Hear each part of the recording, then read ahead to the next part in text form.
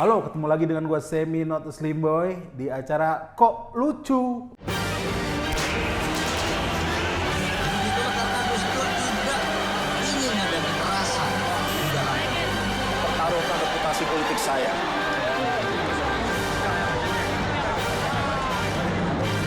Kok lucu? To the point aja, hari ini gue kedatangan tamu penting, ya.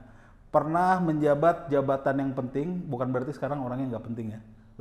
Karena udah datang di hadapan gue ini Pak Bambang Wijoyanto. Selamat datang Pak Bambang. Selamat datang. Gue bukan ini, gue diundang nih sama lo deh. Lo jangan terus bikin gimmick soal.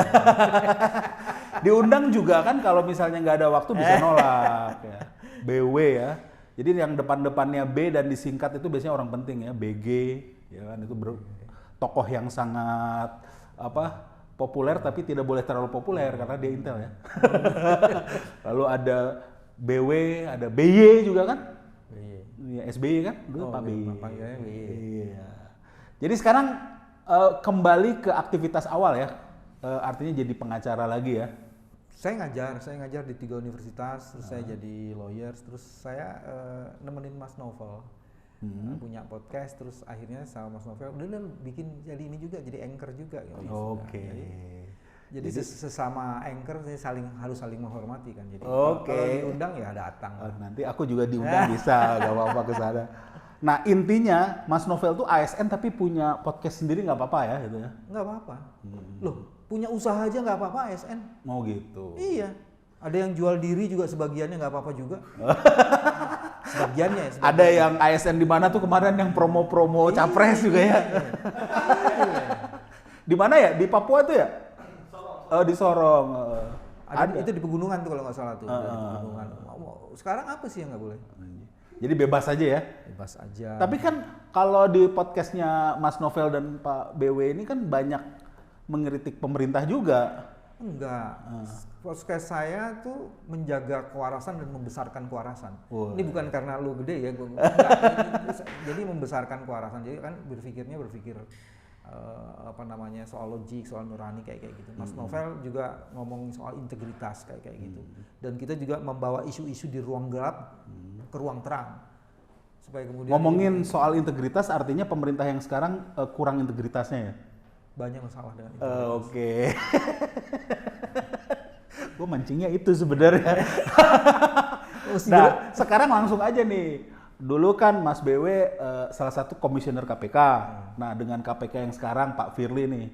Sepertinya KPK justru sekarang yang malah jadi target gitu. Gimana sih ngelihatnya, sedih atau gimana, atau memang harus digituin Firly? Kita bicaranya gini, hari ini Pak Firly diperiksa. Diperiksa. Kan ada 2 kemungkinan kan, apakah dia diumumkan sebagai tersangka atau tidak gitu. Iya. Terus kedua, apakah kemudian dia ditetapkan bukannya tersangka, penangkapan. Bisa kejadian kayak gitu kan. Bisa artinya langsung ditangkap juga ya? Bisa kejadian kayak gitu. Dan itu sebenarnya karena itu kan hak subjektif dari penyidik. Ada beberapa alasan yang menurut saya masuk akal kalau tidak hanya ditetapkan sebagai tersangka. Satu, yang diperiksa itu lebih dari 80 orang saksi. Di dalam penyidikan ini sudah 80 orang lebih saksi. Terus yang kedua, saksi-saksi kuncinya itu juga udah diperiksa. SYL yang merasa ini, jadi udah diperiksa. Jadi ada orang-orang ajudannya Pak Firly. Jadi orang-orang yang di seputar Pak Firly itu udah diperiksa semua. Jadi sebentar ya untuk meluruskan, SYL ini tersangka dalam kasus lain, tapi dalam kasus ini dia korban ya? Jadi ini isu peras memeras dong. Oh iya. Jadi kalau SJL diduga mendapatkan gratifikasi dan juga ada isu pemerasannya di situ untuk posisi dan jabatan yang ada. Nah kemudian informasi ini diketahui diduga keras gitu oleh KPK dalam hal ini Pak Firly, dan itu kemudian yang sekarang diduga bahwa dia melakukan pemerasan terhadap orang yang memeras gitu. Jadi saling peras memeras gitu. Jadi kalau Pak SYL tuh lu mau jabatan sini, ya kan, duit. Kalau Pak Firly istilahnya, gua tahu lu nerima duit. Iya, gua tahu lu meres dan terima duit. Ya udah masa sini. Gitu. Jadi di situ itunya. Terus yang ketiga, beberapa pernyataan dari Kapolda itu sudah menjelaskan bahwa sebenarnya ya kita akan periksa dan kita akan segera tetapkan. Kan tetapkan ngapain lagi, tetapkan tersangka kan? Nggak mungkin. Tetapkan jadi apa gitu ya? Kan. Jadi, tapi awalnya katanya sempat dipanggil juga tapi nggak datang ya? Dia katanya Pak Firly pimpinan KPK yang menunjukkan ketidakhormatannya pada hukum sebenarnya. Karena beberapa kali dia mangkir dari undangan dan kemudian memberikan justifikasi seolah-olah tugas penting, nggak taunya misalnya yang dilihat di media pergi ke Aceh itu nggak penting-penting amat sebenarnya, pimpinan yang lain juga bisa pergi ke sana. Jadi dia dianggap tidak menghormati hukum. Jadi kalau salah satu pimpinan penegakan hukum tidak menghormati hukum, kan berarti integritasnya perlu ditanyain. Jadi keputusan-keputusannya dia yang sebelumnya juga perlu dipertanyakan ya? Ada 3 masalah yang menarik. Pak SJL kan ditetapkan oleh KPK sebagai tersangka. Betul. Sementara Pak Firly juga bermasalah karena diduga melakukan pemerasan atau mendapatkan gratifikasi dari Pak SJL. Kalau dia tidak segera ditangani kasusnya, dia kan bisa menggunakan posisi dan jabatannya untuk menekan SJL, ya kan, untuk mencabut apa yang sudah diberikan ini, gitu loh.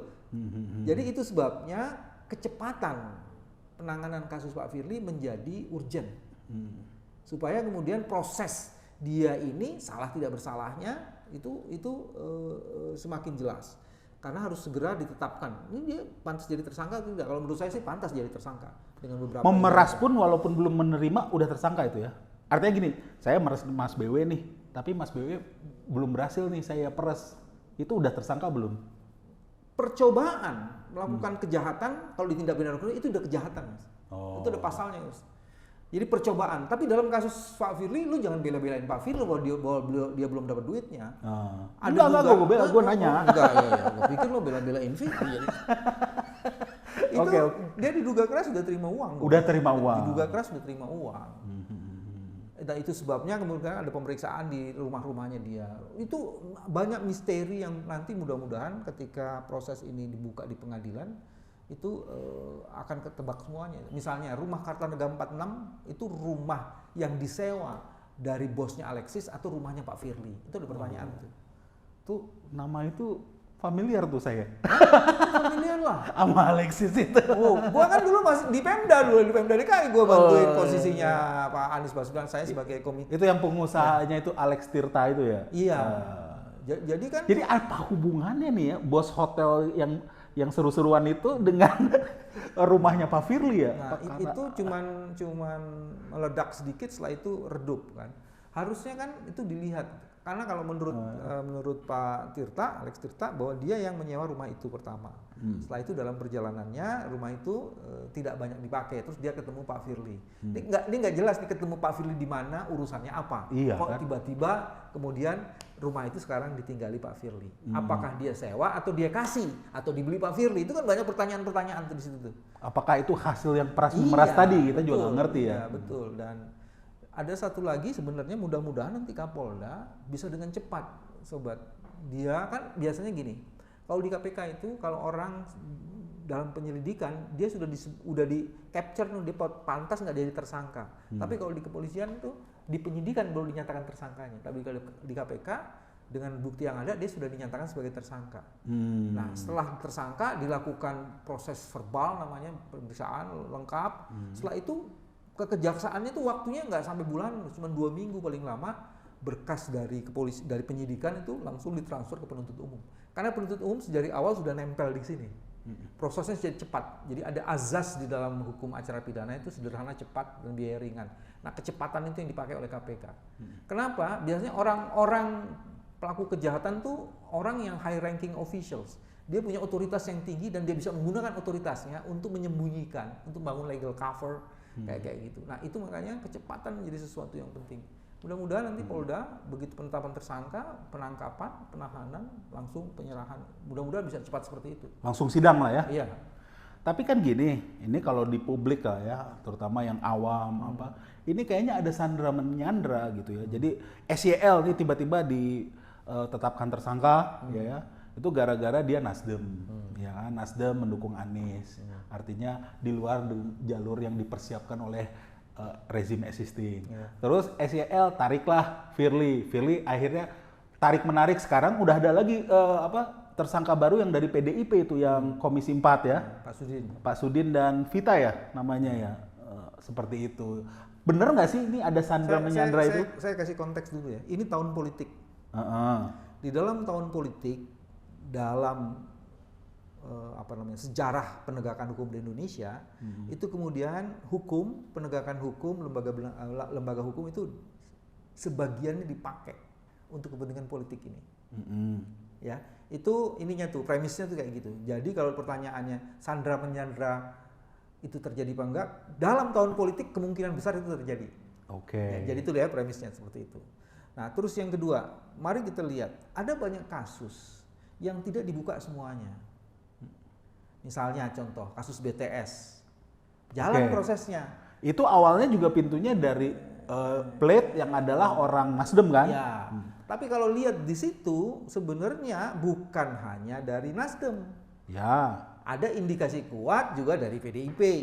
Nah, itu yang kemudian orang menyesal kenapa orang yang diduga terlibat di situ kemudian itu tidak masuk di dalam struktur dakwaan, sehingga kemudian orang ya itu sandra menyandra terjadi di situ.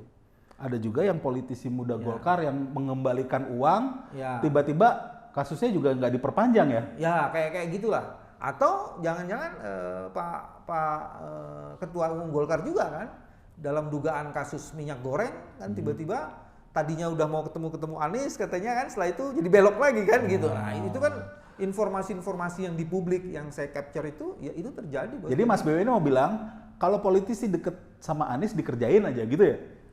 Kayaknya sih itu yang tak terelakkan. Jadi kalau dituduh pro Anies nggak apa-apa ya, memang pro Anies ya? Saya sebenarnya kan pro-nya pro integritas, Bos. Jadi bahwa kemudian orang yang hari ini menyuarakan integritas adalah Anies, ya jadi afiliasinya ke situ kan. Jadi menurut Pak BW Anies integritasnya bagus lah dibanding paslon yang lain ya? Masih bisa dijaga kan, kita nggak tahu nanti kalau jadi presiden kan. Tapi so far kan saya dulu jadi ketua ini, Bos, Komite Pencegahan Korupsi di periodenya Mas Anies dulu. Oh gitu. Jadi paling tidak Jadi belain mantan bos lah ya? Saya jagain. Oh iya. Bukan, saya jagain sistem supaya integriti itu. Lo Bos, kalau jagain mantan bos itu hari ini banyak pemuja Jokowi yang hari ini tuh kemudian merasa bahwa kok kayak gini yang gue puja-puja gitu loh. Iya. Kan gue nggak mau juga kejebak-jebak kayak gitu. Jadi value-nya gitu. 2017 bantuin Anies. 2017 saya jadi ketua tim Parkar dalam pemilihan gubernur. Setelah itu saya ditunjuk sebagai ketua KPK Ibu Kota, Komite Pencegahan Korupsi Ibu Kota, satu-satunya komite yang dibangun oleh gubernur di seluruh Indonesia untuk coba ngelihat sistem yang terjadi di dalam Pemda. Berarti sempat dituduh kadrun juga ya? Kalau kadrun sejak Prabowo, gue udah dituduh kadrun belum ya? Nggak tahu. Enggak kan, saya 2000 ya Anies dulu ya 2017 ya. Setelah itu 2019 kan saya jadi lawyersnya saudara Prabowo Subianto tuh. Oh iya.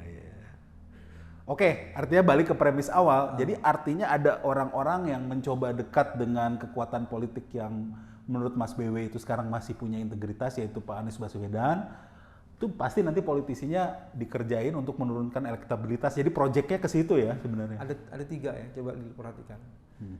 Premis umumnya siapa aja yang dekat. Nah kita periksa. Caimin kan diperlakukan gitu juga kan. Kasus kardus durennya yang 2012 yang udah mandek lama tiba-tiba muncul lagi dan kemudian ada lagi tuh kasus tiba-tiba dibuka lagi sama KPK ya itu ya? Bukan kasusnya itu, khusus yang beda lagi, Bos. Soal sistem komunikasi itu beda lagi tuh. Padahal dia begitu diperiksa sama sekali nggak ngerti karena itu urusan dirjennya bukan urusannya dia. Nah itu dibuka lagi. Jadi orang yang dekat di situ. Terus kedua partai pendukung kan, Bos. Tapi kan di publik itu udah berhasil karena bagi publik kalau ada pembela Anies dan istilahnya ada pendukung Anies langsung tiba-tiba di bawahnya ada reply kardus duren gitu aja kan. Jadi satu kan tadi orang. Itu. Terus kedua sekarang saya naikin lagi ke institusi. Oke. Institusi, ingat waktu Demokrat masih jadi bagian dari koalisi perubahan. Ya. Ya kan? Orang yang melakukan brutalitas demokrasi ya, yang disebut-sebut membegal itu, membegal partai itu kan terjadi. Sebut saja Muldoko ya. Diduga keras dia pelakunya kan. Iya. Nah, pembegalan itu terjadi. Itu partai kena. Nasdem ada berapa menterinya? Sekarang udah 2 yang kena kan? Iya, Pak Plate sama Pak SYL. Ya, satu lagi Siti Nurbaya belum nih. Saya nggak tahu belum atau akan, saya nggak ngerti ya. Nah itu dihabisin gitu. Praktis yang tidak kena itu cuman PKS doang. Karena tidak ada dalam pemerintahan saat ini. Ya, karena dia oposisi ya. Itu terjadi. Nah, terus yang ketiga juga bukan hanya dalam konteks lembaga penegakan hukumnya kan. Tiba-tiba misalnya dalam proses kemarin itu ada salah satu wakil ketua Nasdem ya. Ini kan lagi ada pemilihan captain di ini tuh di apa namanya di timnya Amin. Timnas sebutannya.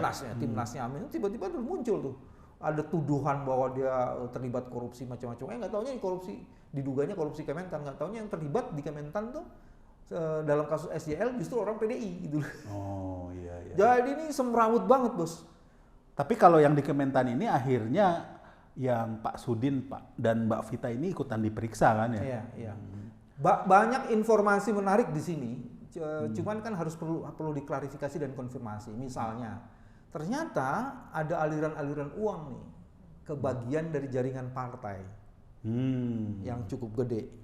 Makanya kemudian di beberapa headline Pak Sudin mengatakan nggak benar itu kalau mengalir ke partai. Jadi dia sedang mengkonfirmasi, tapi dia punya kedekatan-kedekatan tertentu dengan elit-elit partai. Iya. Nah, satu itu ya. Terus kedua, kasus ini dibongkar bagian dari membongkar kasus sesungguhnya atau ini bagian dari operasi intelijen lain yang ingin menyudutkan kelompok tertentu. Itu juga mesti kita periksa bareng-bareng tuh. Jadi menarik juga ya omongan Pak Sudin tadi. Gak benar kalau mengalir ke partai, mungkin mengalir ke dia semua ya. Iya. Baru dari dia kemana-mana gitu kan, bisa kayak gitu juga tuh. Iya, tapi ini, nah soal yang BTS sendiri kayaknya cuma berhenti di Pak Plate ya.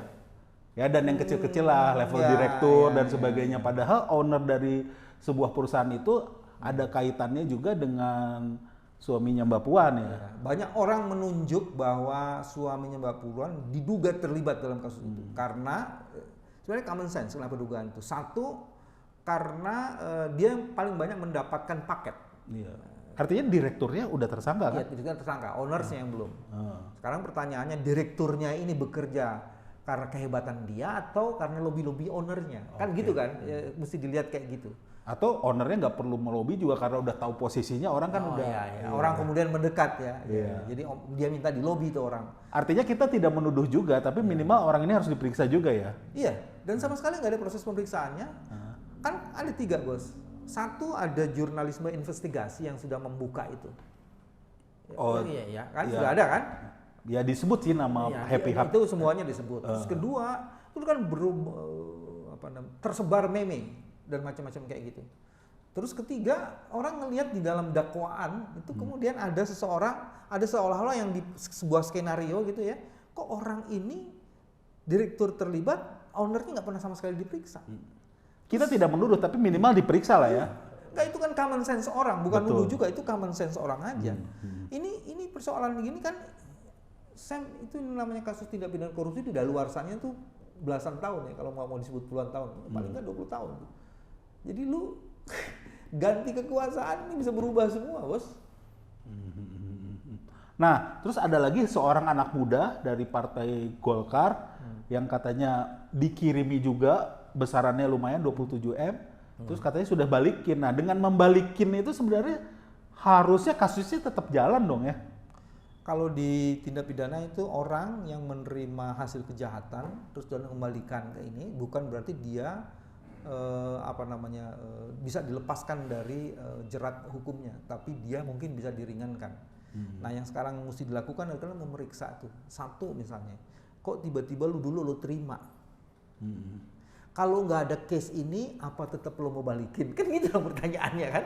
Kalau beliau ini kasusnya katanya bisa memberhentikan penyidikan ini ya? Nah, kalau itu lebih gawat lagi, bos. Artinya, itu kan ya, tuduhan terhadap... Ada dugaan seperti itu. Iya. Dan kalau itu dugaan itu benar, itu lebih berat lagi karena dia bisa diduga merintangi proses pemeriksaan. Itu yang disebut dengan obstruction of justice. Kayak itu sama halnya kayak waktu Sambo ngerusak CCTV ya? Iya, persis sama kayak gitu. Hanya jalannya lain ya. Iya. Kayak gitu. Dan itu sepertinya juga sekarang kayak dipetieskan dan orangnya juga masih melalang buana, masih tampil di media seolah-olah tidak ada ini ya. Ya. Masih jadi ikon anak muda lah hari ini Iya, gitu. iya. Walaupun dia agak membatasi diri kayaknya. Kalau tadinya kan masih di samping presiden juga masih kalau dilihat di ininya kan goyang-goyangnya masih kenceng, tapi sekarang kayaknya udah agak membatasi. Tapi kalau bagi saya dia itu membuat saya optimis sih. Hah, Karena orang obesitas bisa menjadi Menpora. lu bukan harus gitu ya? Supaya dia bisa lagi slim gitu. Jadi saya sedikit optimis. Jadi bisa mungkin nanti jadi Menporanya Anies ya. Oh, gitu. Terus gini ya, ini kan sepertinya karena gara ada Sandra menyandra kasus, nah luka-luka lama, borok-borok lama, bahkan kayak kasus kardus Duren itu, Caimin sudah diputus tidak bersalah ya, menurut dia. Enggak. Dia belum. Jadi gini, dalam kasus itu soal kardus Duren tuh saya agak paham kasusnya. Jadi seorang pengusaha mengatakan dia memberi uang untuk Caimin melalui seseorang. Ya. Ya, seseorang itu adalah orang yang menjadi bagian Dari atau itu orang Menaker bukan ya? Iya, orang Menaker. Ya kan? Dia mengatakan orang ini pengusaha yang ngasih. Ya kan? Tapi si orang yang tadi itu mengatakan dia tidak pernah memberi ke Caimin dan Caimin juga tidak pernah menerima itu. Oke, jadi prosesnya kayak gitu. Terus kedua, orang yang ini tadi itu udah mati juga gitu. Yang nerima duit ini. Jadi dari situ sebenarnya kan kasusnya putus gitu loh. Jadi kalau lu periksa lagi kasusnya apa, case-nya apa jadi gitu. Oh iya. Dan kita tidak tahu dia terima atau tidak Caimin. Cuman dari sisi itu case-nya putus, Bos. Udah putus, Siapa ya? yang bisa mengkonfirmasi, membuktikan ada evidence yang bisa mengkonfirmasi itu.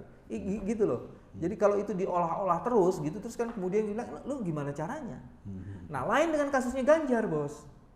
Dalam yang KTP, IKTP. IKTP itu Dia juga disebut namanya dalam fakta persidangan istilahnya. iya. Di persidangan ada saksi yang menyatakan itu. Dan saksi ini di bawah sumpah. Dan saksi ini mengetahui benar pemberian itu, gitu loh.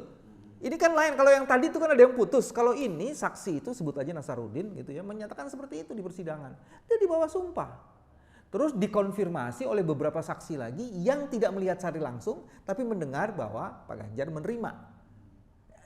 Itu yang clear-nya. Harusnya ini digali lagi ya. Ya ini jadi ini yang sebenarnya kuat. Terus ada satu lagi, ada satu perempuan saya lupa namanya ya.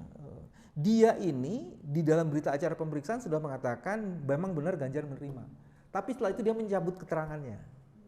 Dan atas pencabutan keterangan ini orang ini kemudian disidang dan dia dinyatakan bersalah. Jadi kan kalau begini kan posisinya berarti orang ini malah ya benar keterangan yang pertamanya itu karena yang lo cabut itu ternyata lo bohong. Makanya lo dihukum. Kalau begitu kan itu kalau ini udah hampir terkonfirmasi semua. Kalau satu saksi bukan saksi, udah ada satu saksi. Tinggal nyari satu alat bukti lainnya nih. Jadi artinya sebenarnya kalau sekarang ini baik KPK, Kejaksaan memproses sesuatu sesuai dengan pesanan mungkin ya. Jadi bukan berdasarkan case-nya itu sebenarnya masih logikal. Itu yang namanya tebang pilih. Kalau dulu zaman gue tebang pilih juga, tapi tebang pilih pada sejauh mana hard evidence-nya, bukti-buktinya itu bisa menopang itu. Kalau sekarang kan tebang pilihnya nih siapa lawan, siapa kawan. Nah, kalau pakai tiba-tiba nih Firly buka lagi kasusnya Harun Masiku. Nah, ini menurut Pak BW kenapa nih? ada berbagai kemungkinan nih.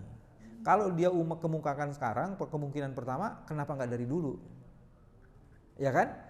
Terus kedua, kalau nggak dari dulu, pertanyaan lanjutannya, ini lo mau mengatakan bahwa gua lagi udah mau kerja atau lo sedang memberitahukan cepat lari karena gua mau kerja? Kan bisa kejadian kayak gitu tuh. Ada dugaan kayak gitu kan? Lu sembunyi dulu deh gitu. Gua mau kerja nih, lo minggir gitu. Bingung juga Harun Masiku itu di mana, terus orangnya di mana, masih hidup atau enggak juga nggak ada yang tahu. Iya. Itu kan mirip Edi Tansil kalau Ya. Jangan-jangan udah disemen juga kita nggak ngerti ya. Iya, kita kan juga nggak ngerti. Tapi yang jelas, ini apakah kode juga ke Partai Merah bahwa saya udah nggak bagian dari kamu, saya bagian dari yang koalisi satu lagi. Gitu. Dalam tahun politik selalu saja terjadi shifting. Nah, yang tadi kan para penyembah dan pemberhala Jokowi tiba-tiba berubah gitu, itu kan ya kayak gitu. Sama juga penegak hukum, Bos. Ya kan kalau posisinya udah kritikal gitu, ini yang mana nih yang ini? Bisa saja kemudian dia shifting kan. Nah, itu yang kita menduga. Karena dulu kan istilahnya ini kita nyebut nama aja Pak Jokowi sama Bu Mega kan satu kapal. Ya kan? Sampai bulan lalu juga mungkin masih satu kapal, tapi setelah keputusan MK ini kayaknya udah diem-dieman nih kayaknya kan. Mungkin di situ dibaca juga masih bos KPK ini. Iya. Bisa kejadian kayak gitu. Karena misalnya kan hari ini kan gini, Pak Firly itu dianggap affiliated dengan Merah. Ya, diduga keras seperti itu affiliated. Itu kemudian alat konfirmasinya kalau di publik itu kelihatan bahwa Mbak Mega begitu memperhatikan dasinya Firly. Kayak gitu. Dalam kasus Harun Masiku sebenarnya ada dugaan sekjen terlibat, ada dugaan. Sekjen terlibat ya, ada sekjen PDIP, ada dugaan seperti itu. Jadi terus kemudian kasusnya tiba-tiba mengendap aja, ya. nggak ada kelanjutannya. Nah dari situ dianggap bahwa Firly adalah affiliated dengan Merah. Tapi tiba-tiba dia mengumumkan Harun Masiku, jangan-jangan dia sedang mencari shifting ke Pak Jokowi, kan bisa kayak gitu kan? Iya. Karena apa? Dia belum tentu diperpanjang loh. 1 tahun, kan ini kemarin MK putusannya memperpanjang 1 tahun tuh. Kenapa? Karena dari berbagai kasus ini kemungkinan besar kalau ditetapkan sebagai tersangka, maka dia dicopot dari jabatannya. Oke. Kalau cuman dia, kalau kemudian dugaannya bukan hanya dia pimpinan KPK-nya, kan ada beberapa yang dicopot. Kewenangan eksekutifnya kan ada di Pak Jokowi. Nah jadi ini kan dia lagi shifting bos, bisa kejadian kayak gitu. Jadi ada dugaan masyarakat publik, wah ini lagi melakukan shifting, nyelamatin diri. Oke, Mas BW udah panjang nih ngomongin ya, ngegibahin sebenarnya. Ini lo hobi banget sama Firly lo. Soalnya Mas BW kan lagi puasa nih ngegibahin Firly lagi. Enggak, kalau mau ngungkap kebenaran bukan gibah lagi. Oh, kalau gibah gitu kan ya. sesuatu yang bohong. Ya tapi orang-orang yang di infotainment juga nganggapnya itu kebenaran versi mereka. Tapi tadi kita terkonfirmasi semua kok dengan media. Oke, ya. Jadi ngomongin soal Pak Firly ini sebenarnya kan sekarang ini oke lah dia lagi gencar-gencarnya, ada beberapa pejabat yang dia juga periksa ya KPK lah dalam hal ini. Tapi ya tadi kita bilang apakah ini pesanan menjelang tahun politik dan sebagainya gitu, apakah tebang pilih dan sebagainya. Dan terus ada kaitannya juga dengan penguasa, mulai dari awalnya itu tes wawasan kebangsaan gitu untuk menyingkirkan orang-orang yang istilahnya vokal terus ada tuduhan Taliban dan sebagainya. Udah rumit lah KPK ini ya. Jadi KPK yang dijadiin ASN itu produknya Jokowi juga sebenarnya. Pak Jokowi ada 3 ya, 1 dalam periode dia, 1 yang memilih Pak Firly adalah Pak Jokowi dalam periodenya ini melalui tim, di mana timnya itu kan semuanya orangnya Pak Jokowi ya, paling tidak dia bekerja untuk dan atas nama pemerintahan. 1 itu, terus kedua Undang-Undang KPK 2019 itu juga di periodenya Pak Jokowi. Kita ingat betul pada saat itu sebagian para pemuja Pak Jokowi itu masih percaya dengan Pak Jokowi dan pergi beramai-ramai, yang salah satunya yang jadi ininya adalah Pak Mahfud pada saat itu ya. Civil Society itu untuk dibuat perpu, ternyata nggak jadi juga tuh. Nggak tahu mereka dibohongin apa tidak, nggak ngerti. Terus yang yang ketiga juga yang berkaitan dengan upaya katanya ingin membangun KPK lebih kuat. Dan ini saya akan menarik, kan gini, korupsi itu adalah fakta. Ya. Dan itu bukan hanya fakta, tapi juga begitu masif dan menjadi tak terkendali. Terus kedua, kita memerlukan lembaga anti korupsi. Betul. Nah, kan? Nah sekarang pertanyaannya, di capres-capres kita ini ada 3 ini. Apa program dia mengenai pemberantasan korupsi? Apa posisi dia berkaitan dengan KPK? Pak Jokowi kan dari awal ngomong, saya akan tambah KPK, saya akan tingkatkan jumlahnya. Terus malah kemudian di ASN-kan melalui proses TWK. Setelah ASN baru di TWK-kan. Ada jadi kayak gitu. Jadi salah satu nanti yang perlu jadi pertanyaan di ini kita adalah ada apa yang mau dilakukan terhadap pemberantasan korupsi. Ini mesti diperiksa banget nih masing-masing calon presiden. Apa sih yang lo mau lakukan untuk pemberantasan korupsi ini? KPK mau dibubarin aja? Atau KPK itu mesti dicuci gudang pimpinannya? Karena memang dan proses pemilihannya terus diperbaiki gitu kan, atau kemudian yang ketiga bahwa KPK ini harus diberi sumber energi baru, ditempatkan orang-orang yang memang kualitas integritasnya itu kan gini kan agak kayak aneh gitu ya, pimpinan KPK-nya dituduh macam-macam tapi OTT ada di mana-mana. Iya. Ya kan, terus orang mengatakan seolah-olah itu kerjanya pimpinan KPK. Iya. Ini yang orang nggak ngerti KPK, enggak bos. Proses itu justru integritas di sebagian besar mungkin penyidik-penyidik dan penyidik KPK itu berjalan, Bos. Makanya kan dalam kasus Formula E yang melibatkan Anies Baswedan itu belum pernah terjadi ever dalam sejarah penegakan hukum di KPK 19 kali ekspos.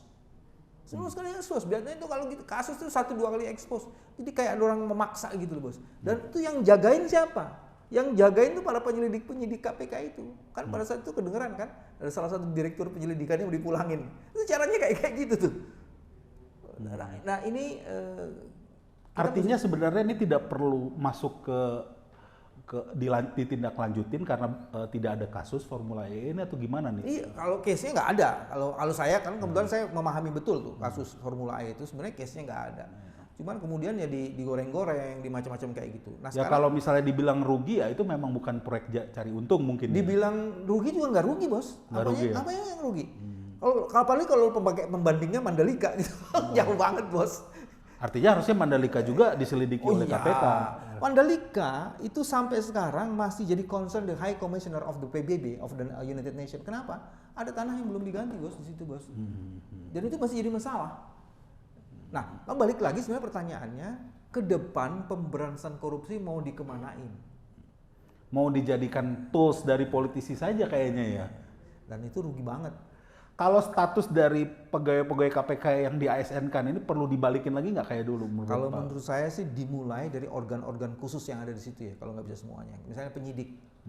Ya, itu kan kunci tuh. Kalau mau melakukan pemberantasan korupsi harus penyidik dan penyelidiknya sama penuntutnya harus benar-benar orang yang independensinya itu sangat kuat. Bukan hanya independensinya, tapi integritasnya terus dijaga benar.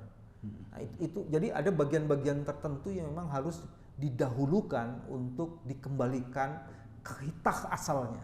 Jadi bukan lagi ASN ya? Iya, mestinya sih begitu. Karena yang mau dibersihkan kan aparatur negara aja. Kalau dia bagian dari itu susah juga ya untuk bergerak. Kalau saya sih sebenarnya 3 loh, Bos. Kita harus menentukan pertama, ini APK masih dibutuhkan apa enggak? Itu mesti jelas dulu standing positionnya ada di mana. Kalau masih dibutuhkan, kalau kemudian dia akan dioptimalkan seperti apa?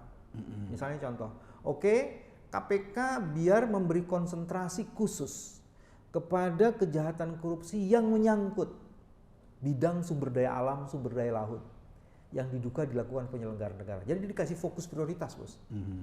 Kenapa di situ? Karena itu adalah agunan masa depan Indonesia. Misalnya gitu. Atau dia akan main di economic crime yang berkaitan korupsi. Kenapa? Kebanyakan kejahatan korupsi itu modus operandinya bermetamorfose menjadi economic crime sebenarnya. Dan itu artinya ada lintas ini kan. Jadi konsentrasinya lebih kepada corporate. Misalnya kayak gitu. Nah, kalau sekarang kan ke instansi negara ya. Kalau sekarang di dalam pasal 11 itu dikatakan konsentrasinya di penegak hukum dan di penyelenggara negara. Dengan besaran uang tertentu. Jadi kalau swasta nggak bisa dilayani oleh KPK kan? Swasta kalau dia menyuap bekerja sama baru dia ketarik. Ya, jadi bukan. Jadi tapi kalau ada kasus penipuan di situ nggak bisa. Kriminal lah ya itu. Jadi kalau di PBB United Nations Against Corruption tuh ada yang disebut dengan corporate crime. Nah di kita norma itu belum ada, tapi Indonesia sudah meratifikasi convention itu sebenarnya. Harusnya itu udah dirumusin. Dan dalam banyak kasus sesuai dengan peta yang di KPK, hampir sebagian besar kasus suap menyuap itu melibatkan swasta. Karena pasti yang disuap, yang menyuap swasta kan diduganya. Nah sekarang ini ada yang bilang bahwa KPK yang sekarang itu memang sengaja dibikin tidak kredibel sehingga apapun tindakannya nanti ya dianggap tidak kredibel. Jadi memang KPK ini mau disuntik mati nih sama rezim yang sekarang ini.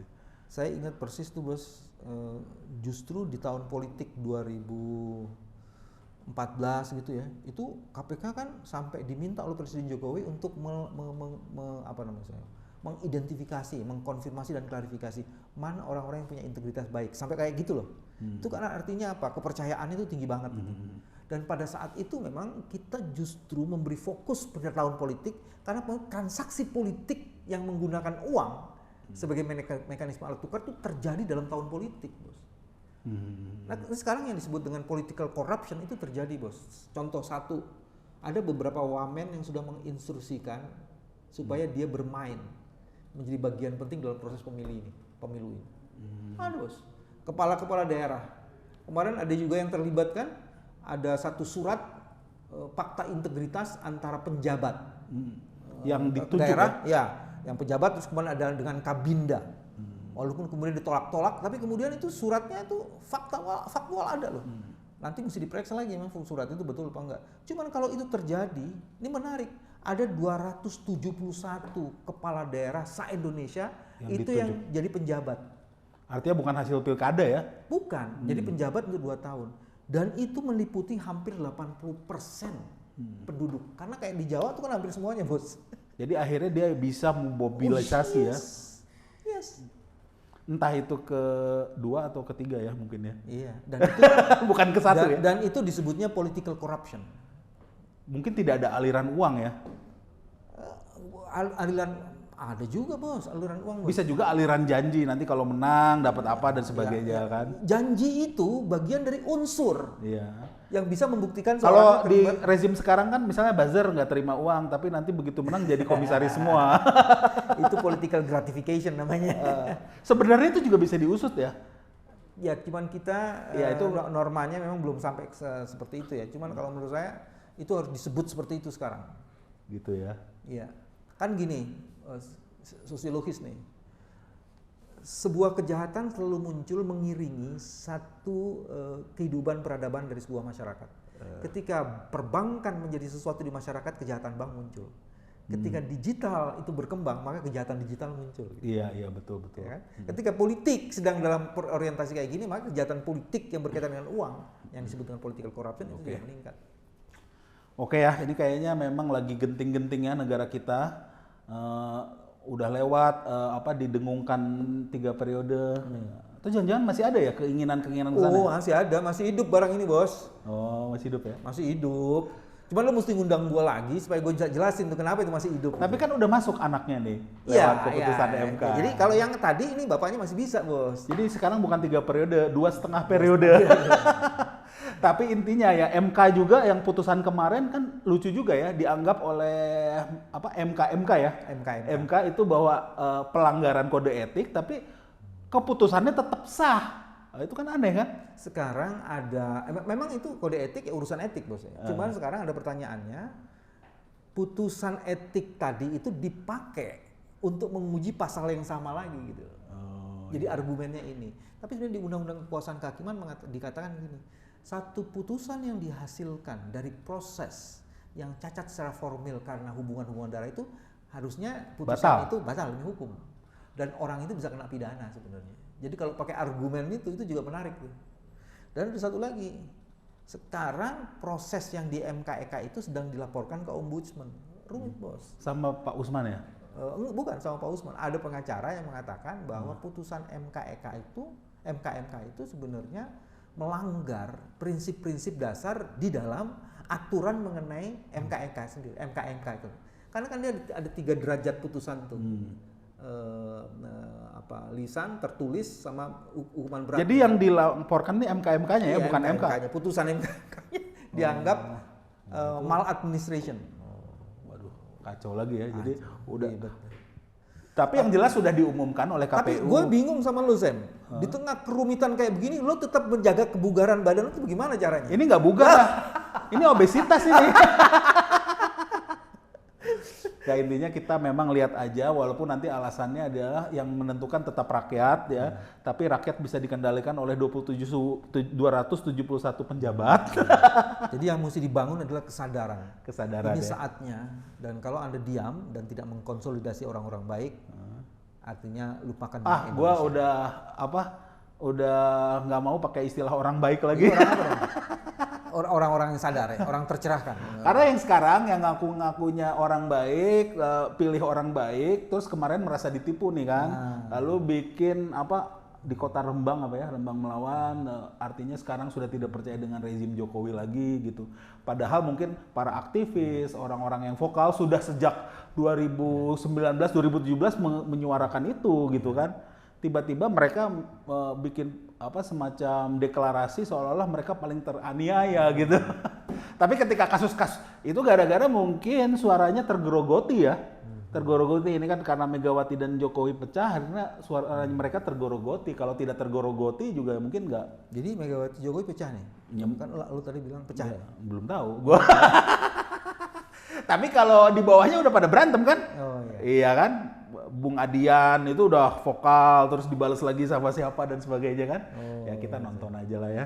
Iya, Kita nonton aja, semoga Indonesia ke depannya mendapatkan pemimpin yang berintegritas ya. Oke. Amin gitu kan. Amin. Ini doa beneran loh ini. Kayaknya lo amin lo. Kalau Batak Kristen masuk amin kayaknya susah ya. Tapi kemarin ada kok representasinya tuh Ada, di iya. co-captainnya ya. Co-captainnya ya. Iya. Oke, Mas BW, terima kasih udah datang ke sini. Informasinya sangat mencerahkan, ya kan? Mudah-mudahan. Dan karena gua di sini ngomong dengan Mas BW yang adalah seorang pengacara juga, jadi kalau ada apa-apa santai aja. Nanti dia yang bela. Jadi gua akan mendapatkan hak imunitas karena sedang membela orang ya. Oke. Terima kasih dan mudah-mudahan kita bisa kerjasama ke depannya. Mungkin saya juga bisa datang main-main ke podcastnya Mas BW dengan Mas Novel. Pasti. Oke. Terima kasih teman-teman udah nyaksikan di episode Kok Lucu yang sekarang. Sampai jumpa lagi di episode berikutnya dari Kok Lucu.